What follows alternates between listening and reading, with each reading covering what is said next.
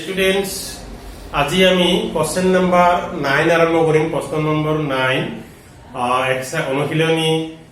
8.1 ৰ trigonometry 8.1 NCERT বুকৰ এইটো প্ৰবলেম আমি আৰম্ভ কৰিম প্ৰবলেমটো কি দিয়া আছে 9 নম্বৰ প্ৰবলেমটো ত্ৰিভুজ ABC B কোণটো সমকোণ তাৰমানে 90 ডিগ্ৰী যদি tan = 1/√3 হয় তেন্তে তলৰ মান বিলাক উলিও এই দুটাৰ মান বাহিৰ কৰিব লাগে number 1 sin a cos c plus cos a sin c আৰু number 2 cos a sin c minus sin a sin c এইটো আমি প্ৰবলেম সলভ কৰিব লাগে তো আমি প্ৰথমতে এটা ত্ৰিভুজ বনাই ললো এই ত্ৰিভুজটো আমি বনাই ললো বনাই এইটো আমাৰ ইয়াত দিয়া আছে a কোণটো দিয়া আছে a কোণ মানে এইটো কোণক বুজাইছে যদি আমি এইটো কোণ ধৰো তেনেহলে ইয়াৰ বিপৰীত বাহুটো হ'ব লম্ব আৰু এইটো 90 ডিগ্ৰী মানে ইয়াৰ অপজিটটো তোমাৰ অতিভুজ বা হাইপোটেনাস বুলি কয় আৰু বাকিটো তোমাৰ ভূমি হ'ব ভূমি মানে b লম্ব মানে p আৰু হাইপোটেনাসটো অতিভুজটো আমি এই সব দ্বাৰা বুজাইছো এতিয়া আমাৰ প্ৰবলেম হ'ল কি দিয়া আছে আমাৰ কি দিয়া আছে tan a = 1/√3 1/√3 tan মানে p/b p মানে লম্ব আৰু b মানে ভূমি লম্ব বাই ভূমি মানে tan আমি আৰম্ভণিৰ পৰা গম পাই আছো সো লম্ব বাই ভূমি হৈছে আমাৰ tan তেতিয়া 1/√3 p/b পালো এতিয়া আমি তো ঠাই হালফলনি কৰি দিও b ইয়াত মাতি আনো 1 কো তাক দি দিও তহত দুটা অলপ জায়গা চেঞ্জ কৰি থাকা নহলে আমাৰ অলপ প্ৰবলেম হৈ গৈছে এইটো আমি এনেকা কৰিলো b ইয়াত আনো 1 কো তাক দি দিও আৰু এইখানে সমান আমি k ধৰি ললো ধৰু k ধৰিলো না এতিয়া আমাৰ p/√3 = k হ'ব আৰু b/1 = k হ'ব সো আমি b = কি পাম √3k আৰু p = 1k আৰু k লিখো আমি বা 1k ৰাখি দিলো একো নাই সো এটো আমি পাই গলো এতিয়া আমাৰ লাগে h লাগে p জানো b জানো p মানে সো এতিয়া আমি মানবিলাক কি পালো b ৰ মানটো পালো √3k আৰু √3k পালো b ৰ মানটো আৰু আমি p ৰ মানটো পালো 1k or k লিখো পালো 1k এতিয়া আমাৰ লাগি h কি হ'ব তে এইটো এটা সমকোণী ত্ৰিভুজ এইটো যেটো সমকোণী ইয়াৰ বিপৰীত বাহুটো হ'ল আমাৰ অতিভুজ এইটো ভূমি এইটো লম্ব পালো গতে পাইথাগোৰাছ উপপাদ্য মতে আমি কি পাও আমি চিত্ৰৰ পৰা কি পাও চিত্ৰৰ পৰা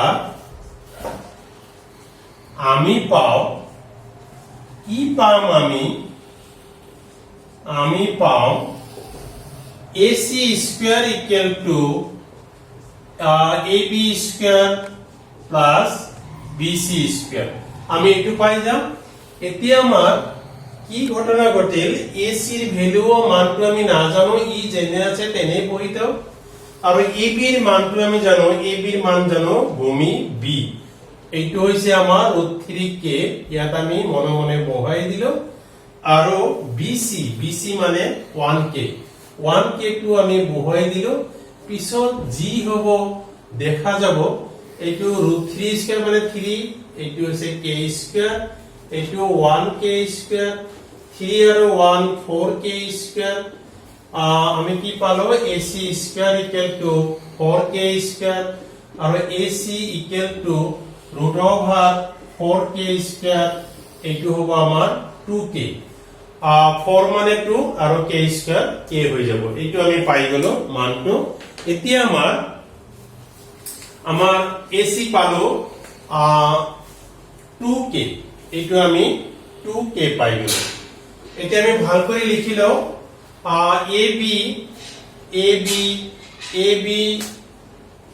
AB পাইছো আমি b মানে √3k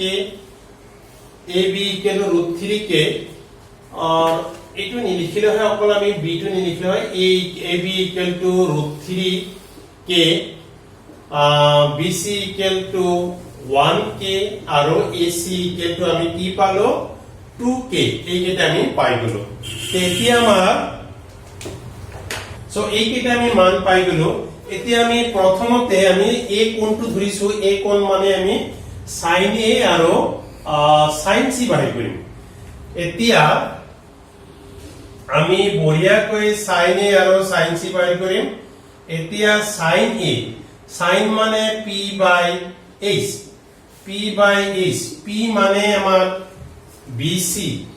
bc by h h মানে ac এতিয়া bc ৰ মানটো আমি কি পাইছো 1k আৰু ac ৰ মানটো twice k k k cancel 1/2 পালো এতিয়া sin c হৈ গল sin a হৈ গল এতিয়া আমি cos a বাহিৰ কৰিম অকল a কোণটো বাহিৰ কৰো cos মানে b by h ভূমি বাই অতিভুজ এতিয়া b মানে কি হল আমাৰ b মানে ab আৰু h মানে ac ab মানে আমি কি পাইছো ab মানে √3k পাইছো আৰু ac মানে আমি 2k পালো সো k k বঢ়িয়াকৈ কেনসেল যাব আমি √3/2 পাই যাম আমাৰ প্ৰবলেম হৈছে c কোণটো লাগে c কোণ যেতিয়া ধৰিম এইটো c কোণ ধৰিব লাগে তেতিয়া একে ফিগাৰ গলে কেতিয়াবা অলপ কনফিউজ লাগিব পাৰে এই কাৰণে আমি কি কৰিলো একে ধৰণৰ চিত্ৰ আৰু এটা বনাই ললো এইবাৰ যেতিয়া c কোণটো ধৰিম যেটো কোণ ধৰা হয় তাৰ বিপৰীত বাহুটো হয় লম্ব আৰু এইটো 90 ডিগ্ৰী এইটো হ'ব অতিভুজ তাৰ আৰু এটা বাকি থাকিব এটা আমাৰ ভূমি হৈ যাব এতিয়া আমি এই দুটা চেঞ্জ হৈ গল ভূমি আৰু লম্বটো চেঞ্জ হৈ গল কাৰণ এইবাৰ আমি c কোণটো ধৰিছো এতিয়া আমাৰ কি লাগে sin c আমাৰ কি হ'ব